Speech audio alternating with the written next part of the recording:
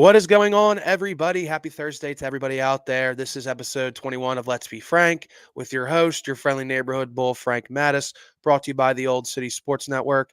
And right off the bat, I'm just going to say it. This is just going to be a football only show. I'm not going to talk about the Flyers. I'm not going to talk about the Sixers. These next 5 days are going to be epic with the college football playoff semifinals starting tonight with Penn State Notre Dame, and then tomorrow we have the Ohio State Buckeyes taking on the Texas Longhorns in the Cotton Bowl, and then from Saturday to Monday, it's going to be all about the NFL playoffs, the wild card round. If you're a football fan, get your popcorn ready because these next 5 days are going to be pretty cool. So I can't wait to talk about it. Obviously, going to break down the Eagles Packers matchup on Sunday, and then I will also talk about the college football playoff and how I think things are going to shake out. So let's talk about the Eagles. How's everybody feeling? How's everybody feeling about the Eagles? I gotta be honest. I feel really good. I feel really good about our chances on Sunday. Um, I think the Eagles are going to win this game. I'll just say it right off the bat. Um, and there's a handful of reasons as to why I feel that way, and I will get into that. Um, First and foremost, I think momentum is everything. Um, the Eagles obviously they played two inferior opponents with the Cowboys and the Giants, excuse me, to finish the season. But the way they looked, the way they handled business, no matter whether it was their starters against the Cowboys minus Jalen Hurts, whether it was the second team guys in the Giants game, I really liked what I saw. I feel really confident about this team heading to the playoffs. It's a far cry from last year, given how they collapsed and just had no momentum. This year, they have a ton of momentum, and they will most likely get Jalen Hurts back. And he obviously practiced yesterday. He still remains in concussion protocol, but he's playing. I mean, there's no secret there. I think he's definitely going to play on Sunday, and God forbid if he doesn't play. Given what I've seen from Tanner McKee, I feel really good about this team. I think he can handle business. If he had to start, God forbid, we obviously seen in the past with Nick Foles and what he was able to do. With a stacked roster around him, I feel really good about the Eagles' chances, regardless if Jalen Hurts plays or not. But he is going to play, and I think he's going to be successful, and I think this team is going to be successful. Like I mentioned, momentum is everything.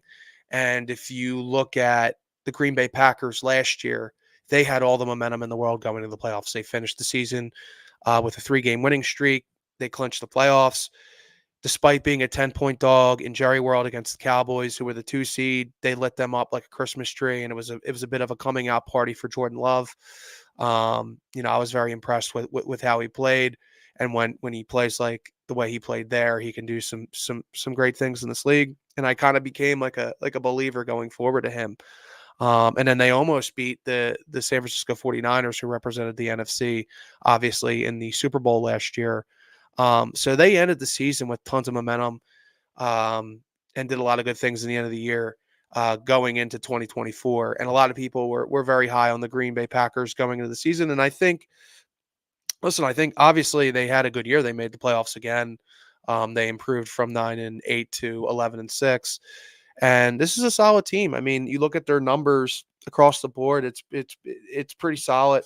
Um, they're fifth in total offense, they're 12th in passing, they're fifth in rushing, and they're eighth in points per game. That's on the offensive side. Defensively, they're sixth in total defense, 13th in passing defense, seventh in rushing defense. Their point differential is third in the league. They're fourth in takeaways and eighth in sacks. So they're a pretty solid team overall. But the way the season ended for them, you kind of are like, I don't know, man. It's all about how you finish in this league. You could start off the season tremendously. Obviously, last year the Eagles were 10-1, and then they just fell off a cliff. And it seems like the Green Bay Packers are leaking oil a bit here. And obviously, Jordan Love is not 100% with his elbow. They lost one of their best defenders in Jair Alexander for the season. So they don't have the momentum like they had last year, where I think the Eagles do have momentum. And I think that when you factor in the fact that Jalen Hurts will most likely play and return Sunday, I just think the Eagles have all the momentum. Plus, they're at home, and that place is going to be rocking and rolling. Obviously, the weather in the northeast area of the country and then the Philadelphia area is not the best. It's very cold. Anybody that lives here knows that. I used to be a four-season guy, who look forward to having all four seasons.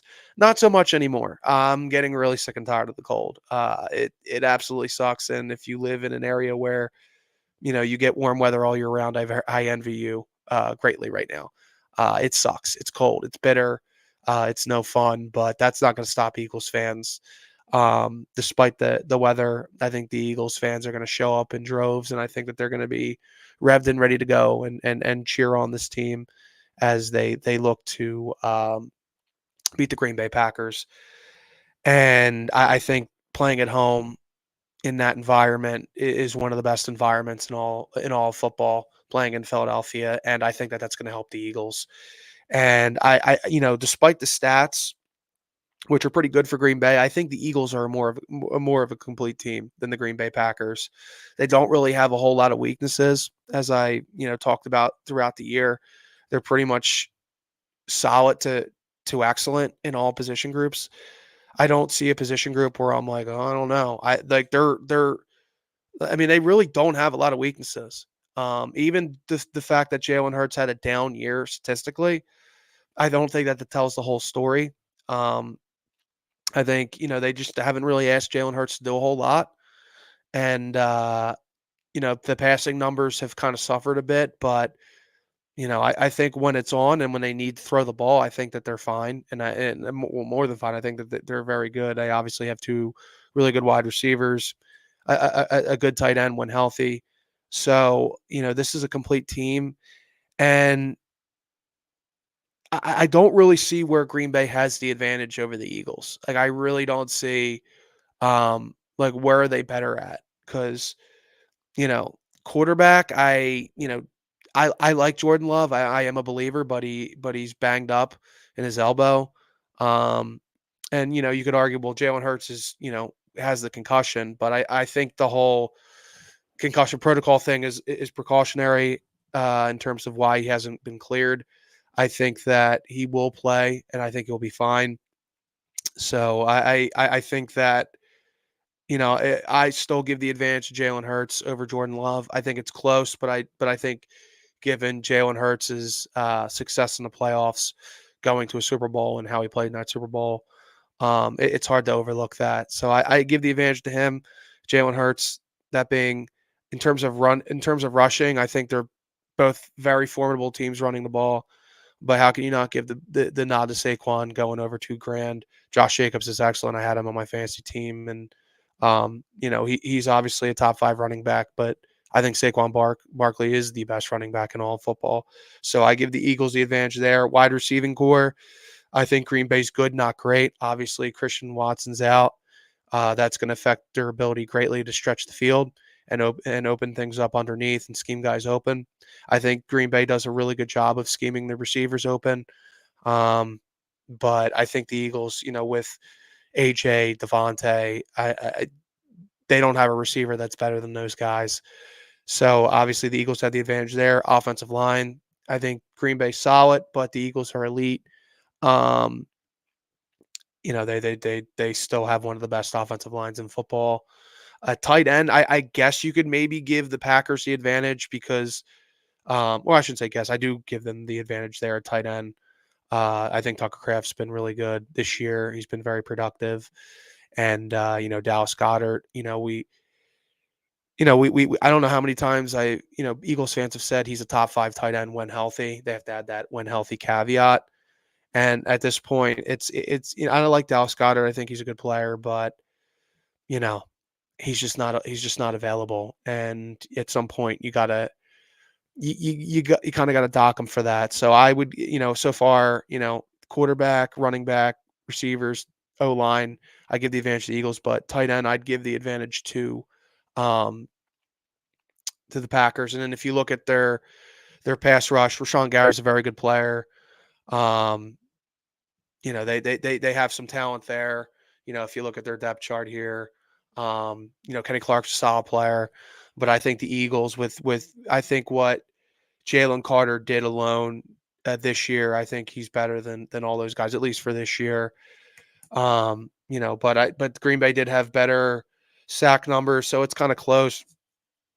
Um, I still think in a perfect world, I think that the Eagles have a better pass rush. I mean, I guess you could give the Packers the edge there just based off of the numbers, but I don't think it tells the whole story. I mean, Jalen Carter's numbers aren't great, but he's a game wrecker, and has done a tremendous job this year. And I think they have better depth there as well. I think that they have more guys. So I'll give it to the Eagles. I think that the overall depth. I don't think stats tell the whole story there, so I will give the advantage to the Eagles there. It's close. Linebackers, I give the advantage to the Eagles. I mean, Zach Bond's played at an All-Pro level. N'Kobe Dean has played tremendously. I'll give the advantage there to the Eagles in the secondary with Jair Alexander being out. You got to give the advantage to the Eagles. Kenyon Mitchell, tremendous year. Chauncey Gardner-Johnson finished the year strong. Reed Blankenship, solid as ever.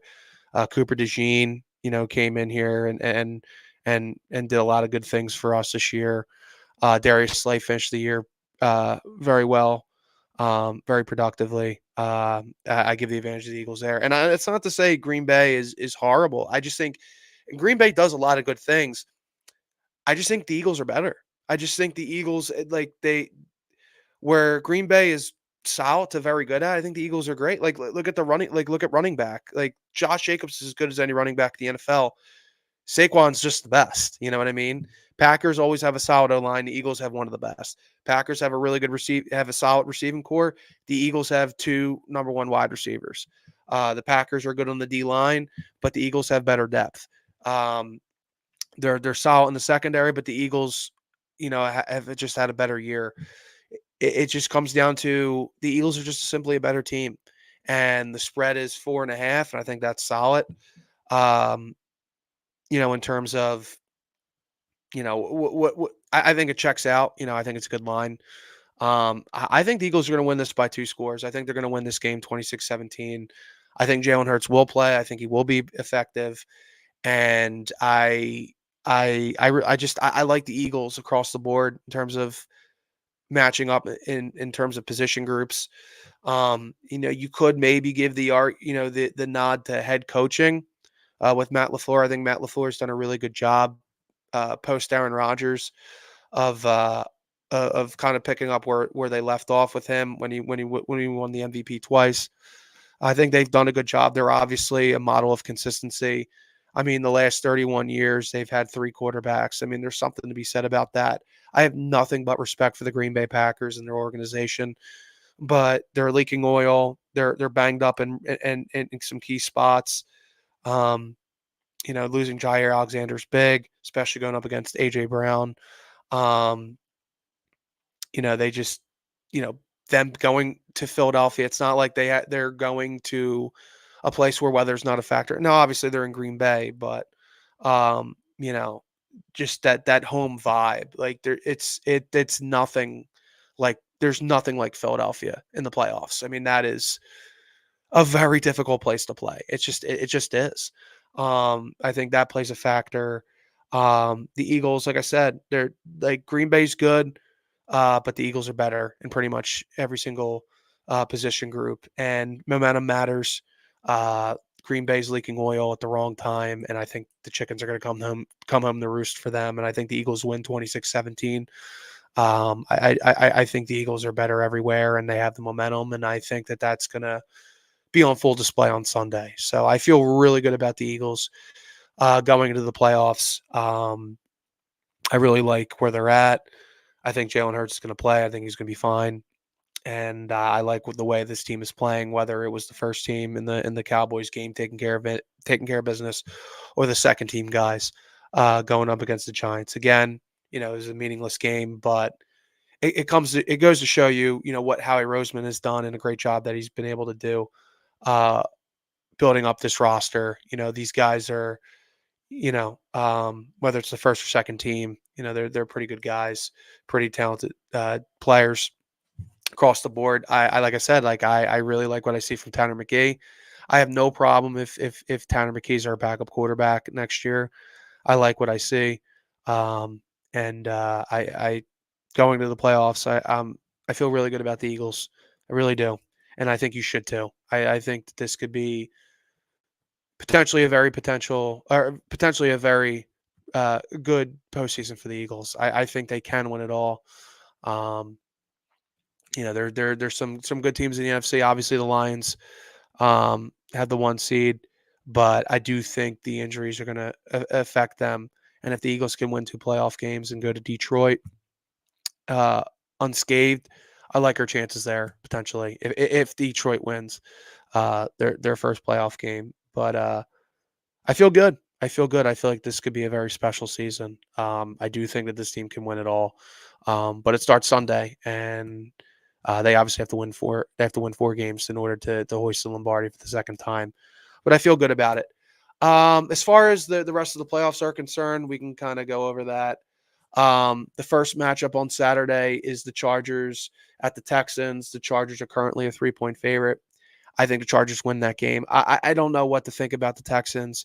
They had a lot of positive momentum going into the season, given where this organization was a year prior to 2023 with the whole Deshaun Watson debacle. Um, they really kind of stripped down that team. Um, Post Deshaun Watson and what Nick Casario has done, what D'Amico Ryans has done, hitting on draft picks. They're way ahead of schedule, um, at least in 2023, and they were able to win a playoff game against the Cleveland Browns. So when you factor in what they were able to do in year one under C.J. Stroud and the progress he made in year one, and how just polished he was in his first season. A lot of people were looking to this season in 2024 as a year where they not only can compete with the Chiefs and the Bills and the Ravens, but they can be a bona fide Super Bowl contender. And then they obviously brought in Stephon Diggs. They bring in Joe Mixon to help elevate that offense. Um, Danielle Hunter on the defensive side of the ball to kind of go along with Will Anderson. Um, a lot of people were optimistic about the Texans, and they just kind of underachieved this year. It's kind of weird saying that about a 10-7 team, but people didn't like them winning the division was a given. When you factor in the Colts just don't have the talent like the Texans have. The Jaguars are a complete mess. They've always been a complete mess, and the Titans, are now have the number one pick for a reason. They just are not a good team. It's the weakest division in all of football, and they feasted off of that. They went 5-1 in their division, but when they had to play the heavyweights of the AFC, with the exception of the Bills, which they were able to beat the Bills early on in the year, whether it was the Chiefs, whether it was the Ravens, they came up short, and that's kind of been their MO. Like they beat the teams they're supposed to beat, but when it comes to the teams that they, you know, on paper weren't supposed to beat, they fell short. And I think they're going to come up short against the Chargers. I like the way Herbert's playing. I like what Harbaugh's doing with that organization. I think they're going to play ball control. They're going to keep C.J. Stroud off the field. They're going to run the ball effectively, and I think that they're going to play really good defense. And then, obviously the Texans, the other thing I forgot to mention, they've been kind of decimated with injuries with Tank Dell, who not only is out for this year, might be out of all next year. That's unfortunate. And then they lose Stephon Diggs. So, they're banged up a bit. Their offensive line has kind of deteriorated a bit throughout the year. CJ Stroud's getting hit a lot more this year than he was last year. So, I just think matchup wise, the Chargers should be able to take advantage of that, and I think they're going to win this game. I love what Jim Harbaugh's done there. I mean, death taxes and Jim Harbaugh turning around your team in year one. I mean, that's just what he does. Obviously, as a Michigan fan, and you see the banner in the background, that's what just Jim Harbaugh just wins everywhere, and it's no secret that in year one that they're in a really good spot, and who knows what they're going to do next year. So I like the Chargers against the Texans, Steelers at the Ravens. The Ravens are a 9.5 point favorite, and with good reason. I mean, you want to talk about having no momentum and collapsing. That's what the Steelers are here. I think Baltimore is going to absolutely obliterate them. I think that this is going to be a very uneventful game. I think it's going to get ugly, and I think Lamar Jackson and Derrick Henry are going to get after it. And there's really not much to say here. I have no problem with the line being that big. Um, Pittsburgh has just completely fallen off cliff late in the season, and I think that they're going to get their ass kicked by the Ravens. So um, Ravens are going to win that very comfortably. And then on Sunday at 1 o'clock, we have the Broncos at the Bills. Listen, man, credit to Sean Payton, what he's been able to do. This was a team that I had no expectations for. I thought that the Denver Broncos were going to be a bottom 5 team in the league. You know, I liked Bo Nix coming out of college. I didn't love Bo Nix coming out of college. Um, I wasn't in love with their receiving core. But Sean Payton's a great offensive mind, and what he's been able to do this year is incredible. And I think he absolutely should be in the coach of the year conversation. They did not have a lot of expectations. They obviously had to eat a shit ton of dead cap with the Russell Wilson contract, and what they've been able to do this year is very admirable, more than admirable, I should say. Bo Nix looks like the real deal. I think he's got a lower ceiling compared to a lot of the guys that have been drafted this year, like Jaden Daniels, and I do like Caleb Williams, despite the way that season kind of transpired. Um, I obviously like JJ McCarthy. I think hopefully he comes back from injury and he can kind of pick up where he left off. Early in the preseason where he looked impressive. Obviously, it was a small sample size at Michigan, but I mean, I pretty much watched every snap. But when he has to throw the ball, um, he can make every throw. So, and Michael Penix, I think, I think they did him a disservice by not playing him early. I think that Atlanta could possibly be in the playoffs, being, involved more in that offense early on. Who knows what his development would have looked like. So, I like Bo Nix. I think he can be somewhere from like 12 to 15 best quarterback in the NFL. And what Sean Payton's been able to do is very impressive. So kudos to them.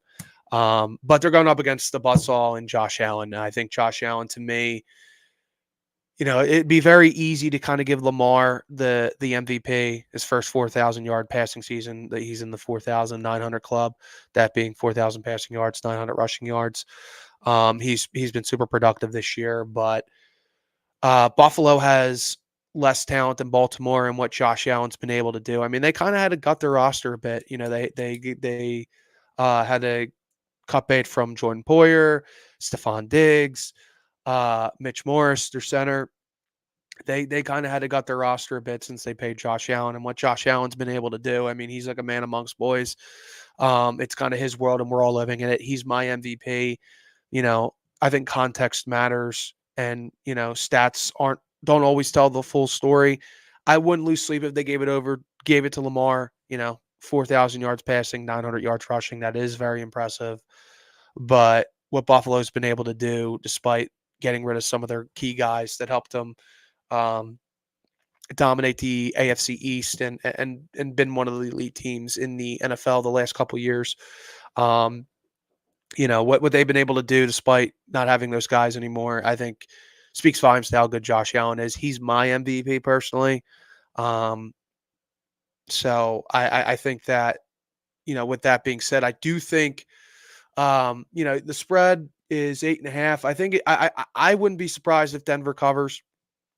I think Denver's going to come out and look pretty good. I think, like I said, Sean Payton's one of the better offensive minds in football, and I think they're going to script up some good stuff, and I think they're going to be productive. And I think they'll hang in there with Buffalo the first 3 quarters, but I think Buffalo, with Josh Allen's ability to not only throw the ball but run the ball, and get key first downs and convert on third down and fourth down in the fourth quarter is going to pay dividends. They obviously have James Cook, who's one of the better running backs in football. I think it'll be close for the first 3 quarters, but I think Buffalo's going to impose their will because they're the better team in the fourth quarter. But I wouldn't be shocked if Denver covers at 8.5. That's a lot of points.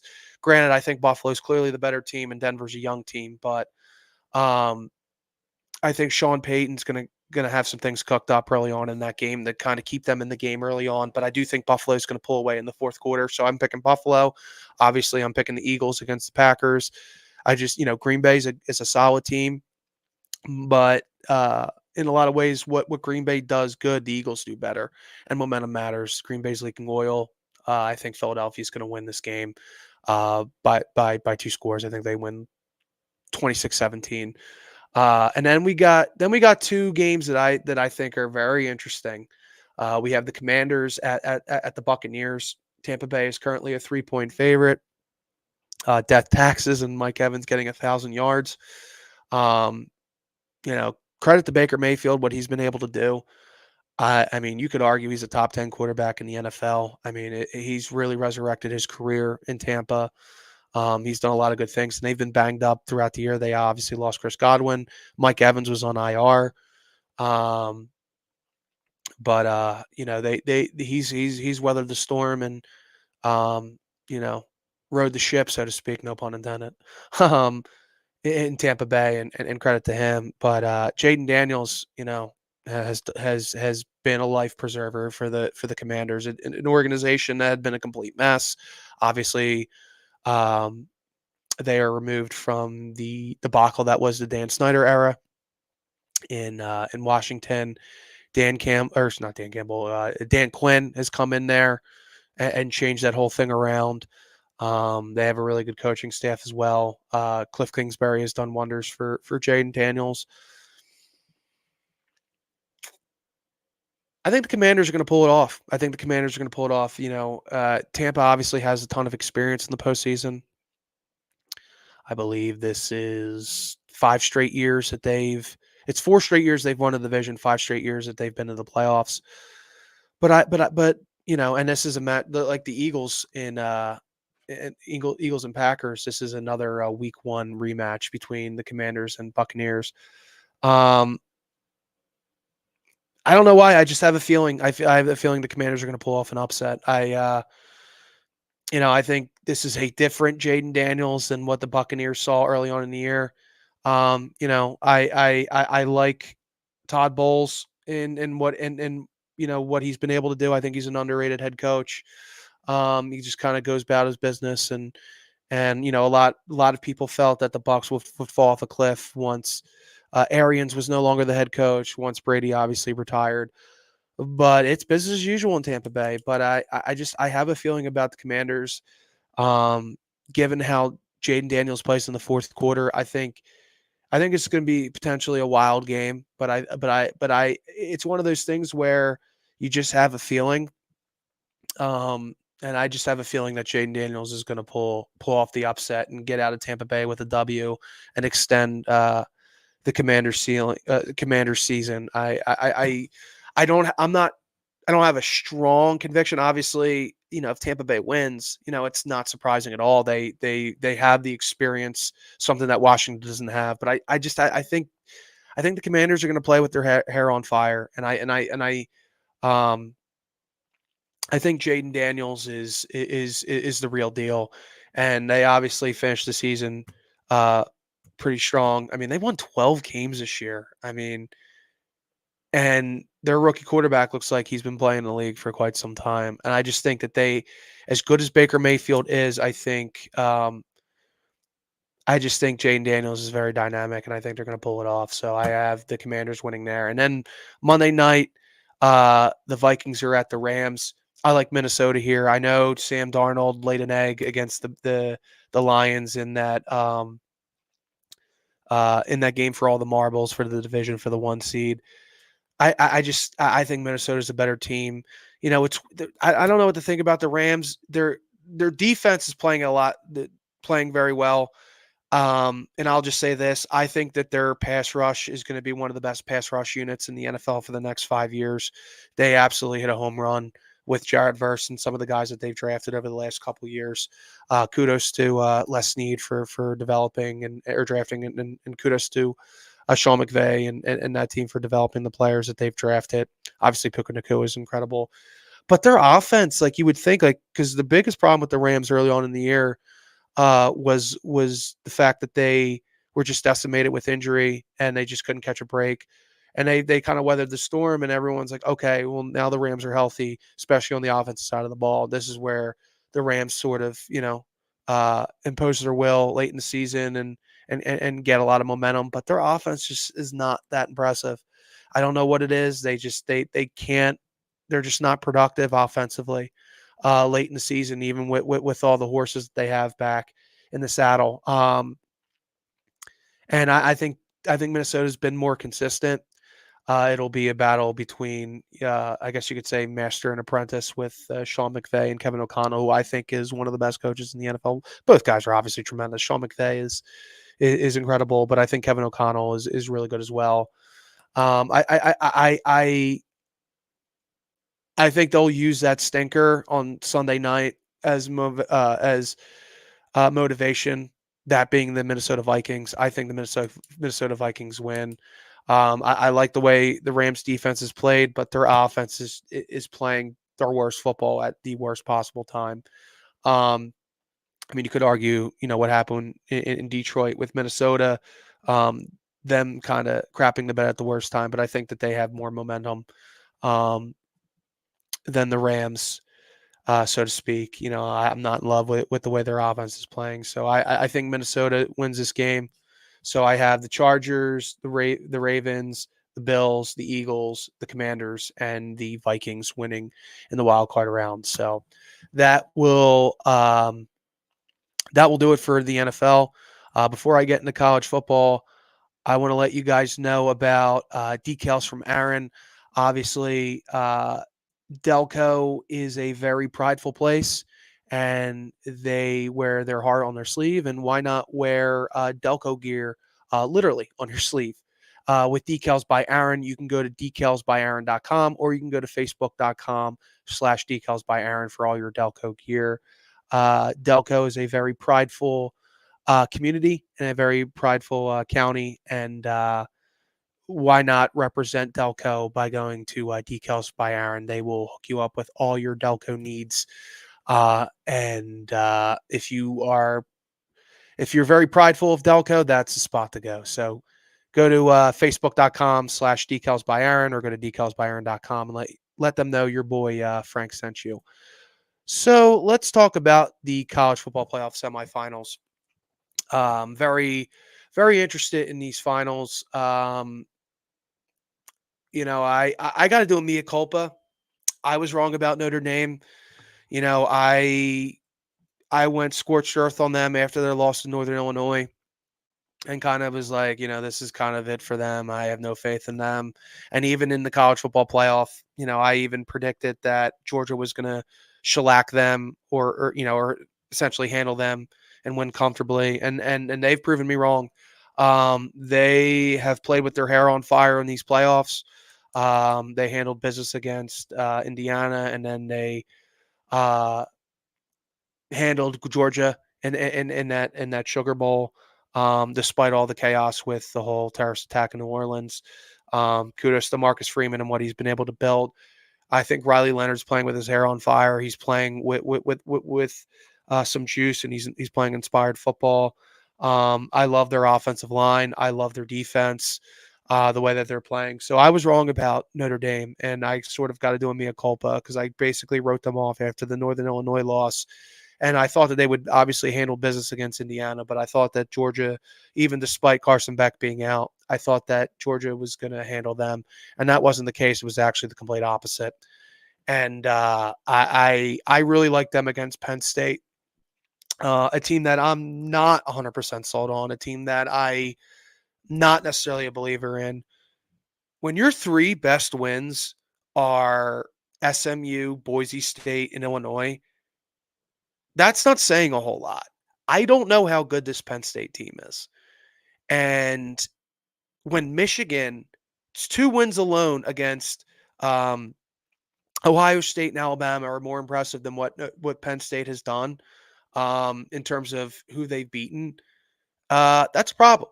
That's a problem. I think Penn State has the talent. Obviously, they've been promoting this and touting this recruiting class that's come to fruition there. Um, but Penn State doesn't win these games. Penn State does not win these games. They don't win games that they're not supposed to win. My cousin went to Penn State. He told me, "Listen, Penn State football. They'll beat the teams they're supposed to, but when they have to play teams that they're based off of betting lines that they're not supposed to beat, they don't win." And I like where Notre Dame is at right now. Like I said, I came out and said, I was wrong about Notre Dame, and I think Notre Dame's going to play ball control, and I think they're going to play good defense, and I think is Abdul Carter officially is he a go in this game? Um, Even if he is a go, him not being 100%, I think is gonna hurt Penn State. Um, yeah, it's a game as of right now. It's a game time decision, so that's not always a good thing. He's arguably their best player. Him not being 100%, I think, is going to be a problem. I think Notre Dame's going to control the line of scrimmage. I think Notre Dame's going to um, ball control their way to the national championship game, and I think they win this game because and there's some idiotic Penn State fans out there like mocking the fact that, oh, look at James Franklin now. He can win a big game. Look what he's done in the college football playoff. Yeah, against SMU and Boise State. You're going up against a blue blood Notre Dame, who's for real. And whether it was the Ohio State game early on in the year, the Oregon game, Penn State does not win these games. And I I think Notre Dame is going to expose them, and I think Notre Dame's going to win comfortably. I don't. I just where have they won? Like I'm almost 32 years old. I'm obviously not a Penn State fan, but obviously I can't escape that cult. I can't escape, Penn State football. It's kind of all over the place. Even though this is, uh, the city of Philadelphia is represented by Temple when it comes to college football. Make that known, regardless of the state of that program. This is not a Philly college football team. They just happen to be the most predominant team in Pennsylvania in the middle of the state, and the cult that is Penn State football fans will make that they are the team of the city, and they're not. Um, but Penn State football is unavoidable, right? And I've been around it, regardless of whether regardless of the fact that I can't stand them. When have they won a game like this? When have they won a game where they're an underdog? I think they're a 2-point dog. Um, I've never seen Penn State win a game that they're not supposed to win. Um, they never get the job done. They've always been the bridesmaid, never the bride. It's actually down to a 1-point game. I'd take Notre Dame all day, every day. If you're a betting man, I love that line. That's great value. I think Notre Dame's going to win this handedly, and I think they're going to expose James Franklin and Penn State football. And I think that the Penn State football fans that are banging their chest that James Franklin can win a big game, they're going to lose this game, and they're going to lose this handedly.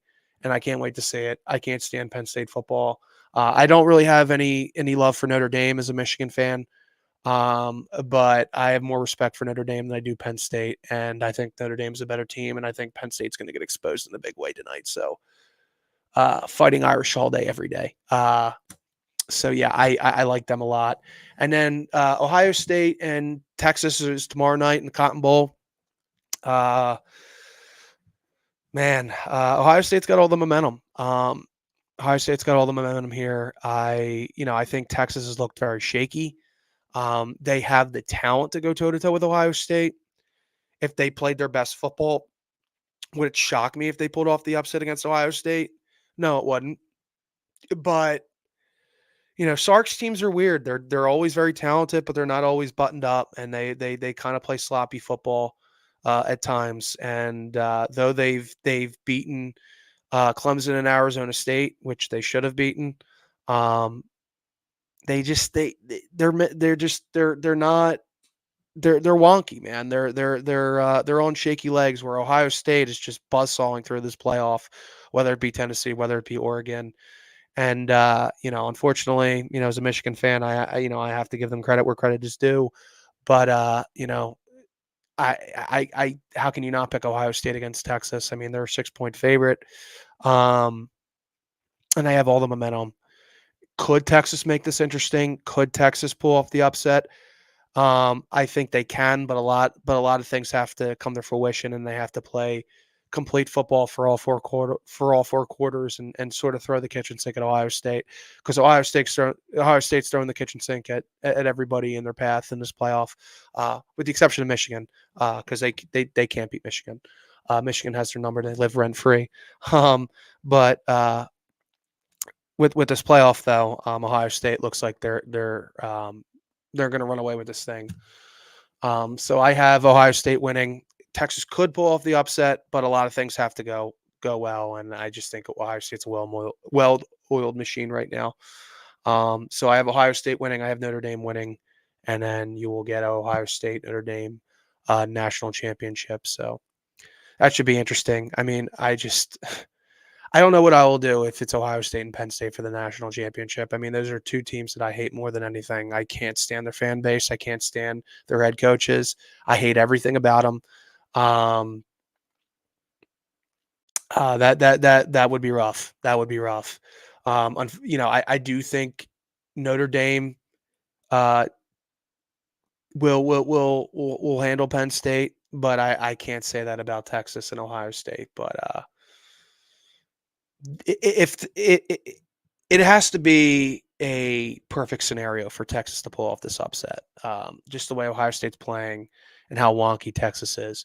But they can go they can go toe to toe based off of talent alone. But I think you just Ohio State has all the momentum, and when you're on shaky legs, it's kind of hard to just kind of flip the switch. So fortunately, I got to go Buckeyes here, but hook them.